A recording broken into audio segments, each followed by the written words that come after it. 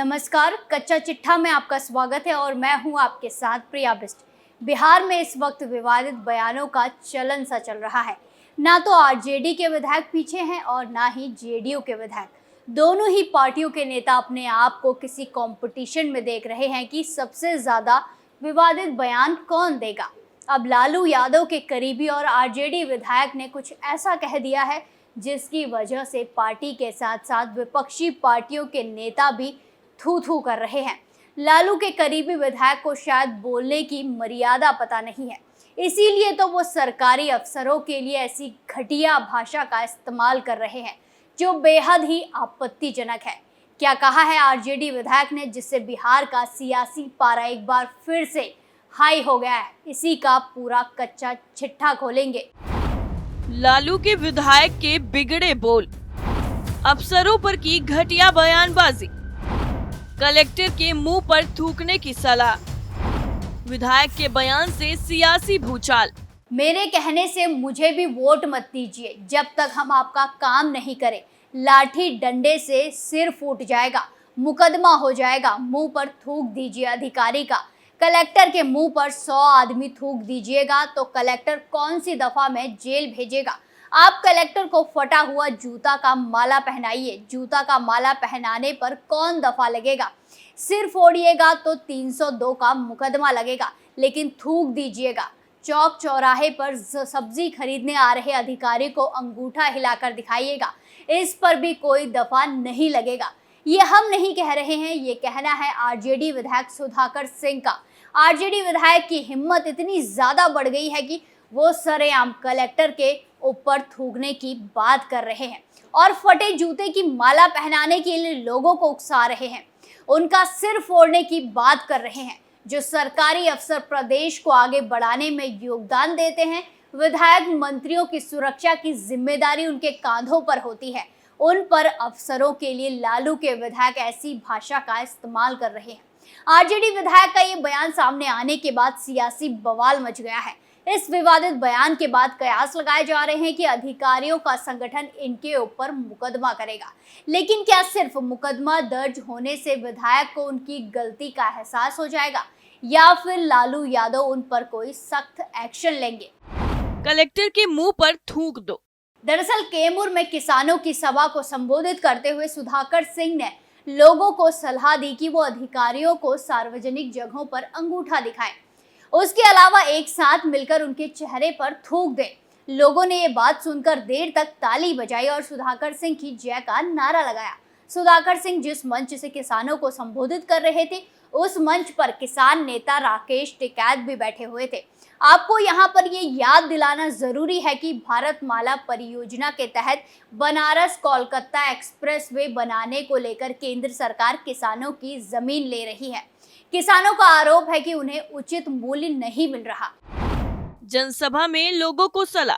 किसानों ने अपनी मांग के समर्थन में जनसभा का आयोजन किया था, लेकिन वो कब अभद्र भाषा में बदल गई ये अब सबके सामने आ गया है। इस जनसभा में राकेश टिकैत भी पहुंचे थे। लिच्छवी भवन पर किसान सभा को संबोधित करते हुए सुधाकर सिंह ने सरकार और अधिकारियों पर जमकर हमला बोला। सुधाकर सिंह ने इस दौरान लोगों को एक साथ यानी 100 की संख्या में कलेक्टर के मुंह पर थूकने की सलाह दी।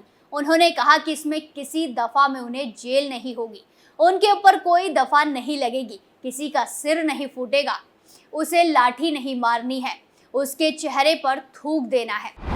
सोशल मीडिया पर वायरल वीडियो। आरजेडी विधायक सुधाकर सिंह के इस विवादित बयान का वीडियो तेजी से सोशल मीडिया पर फैल रहा है।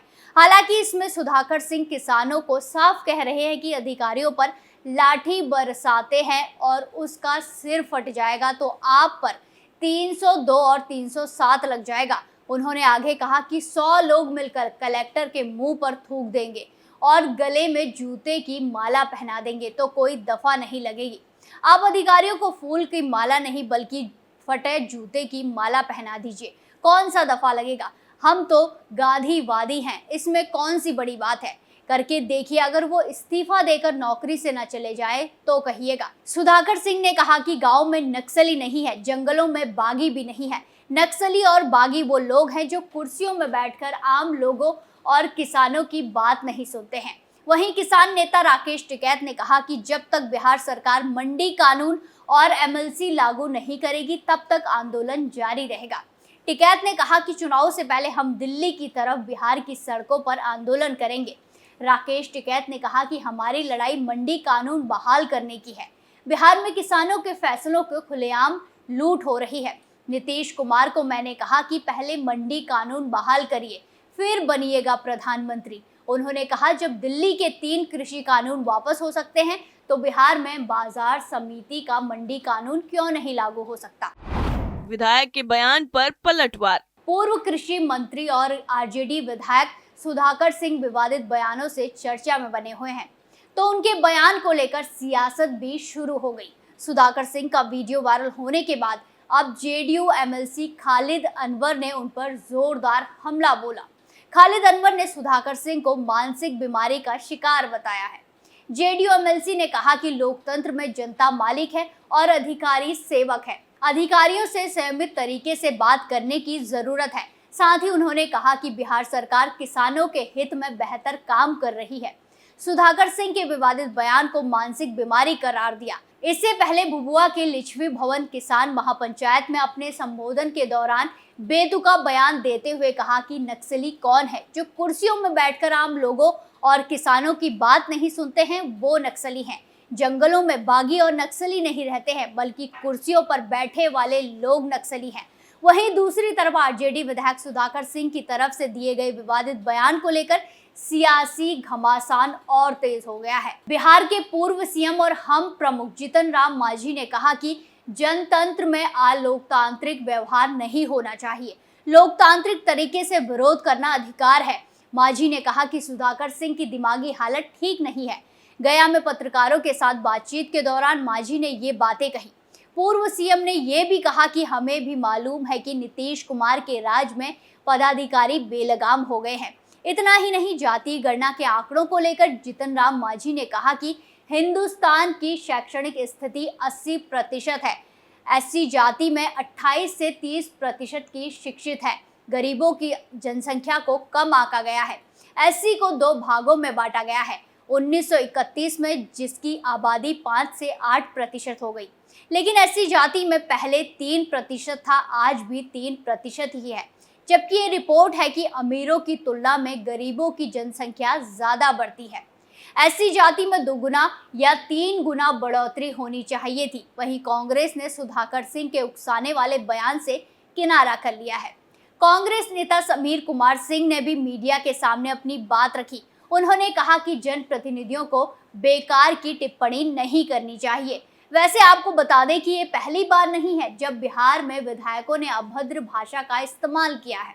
इससे पहले भी ऐसे ही विवादित बयानों की वजह से नेता विधायक सुर्खियों में बने रहते हैं। सबसे ज्यादा हाईलाइट होने वाला अभी हाल ही में सामने आया, जिसमें जेडीयू विधायक ने पत्रकारों से बदसलूकी की थी, जिस पर विपक्षी पार्टी बीजेपी ने जोरदार हमला भी बोला था। दरअसल जेडीयू के विधायक गोपाल मंडल की तरफ से पार्टी कार्यालय में खुलेआम पत्रकारों को गाली दिए जाने के मामले में जब तूल पकड़ा तो इस मामले पर बीजेपी ने कटाक्ष करते हुए कहा कि जब सैया भय कोतवाल तो अब डर काहे का। बीजेपी ने इसे जंगल राज पार्ट 2 बताते हुए ऐसे विधायक को बर्खास्त करने की मांग की। केंद्रीय मंत्री गिरिराज सिंह ने इसके लिए नीतीश कुमार को जिम्मेदार ठहराया था। उन्होंने कहा कि उनकी शह पर गोपाल मंडल ये सब कर रहे हैं। बिहार में जंगल राज पार्ट 2 सुपर आ गया। लालू यादव राबड़ी के राज में ऐसा ही होता था।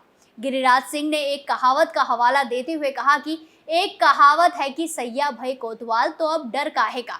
ये कहावत आरजेडी और जेडीयू दोनों पर लागू होती है। विधान परिषद में नेता प्रतिपक्ष हरी सहनी ने ऐसे विधायक को बर्खास्त करने की मांग तक कर डाली थी।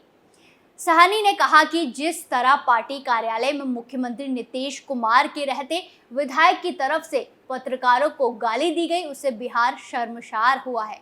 हरी सहनी ने कहा कि बिहार के इतिहास में कभी पत्रकारों को ऐसा अपमानित नहीं होना पड़ा था। सबसे आश्चर्य की बात यह है कि इसके लिए ना कभी तक मुख्यमंत्री और ना ही पार्टी के अध्यक्ष ने माफी या गलती मानी। पत्रकारों ने अपने दायित्व को निर्वहन करते हुए सिर्फ उनसे सवाल किया था कि क्या एक विधायक को रिवॉल्वर लहराते अस्पताल में जाना शोभा देता है?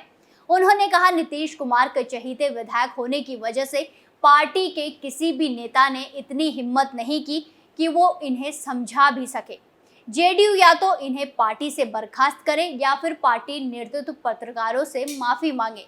ठीक इसी तरह का विवादित बयान अब आरजेडी विधायक ने दिया है, जिसके बाद बिहार में सियासी हलचल और तेज हो गई है।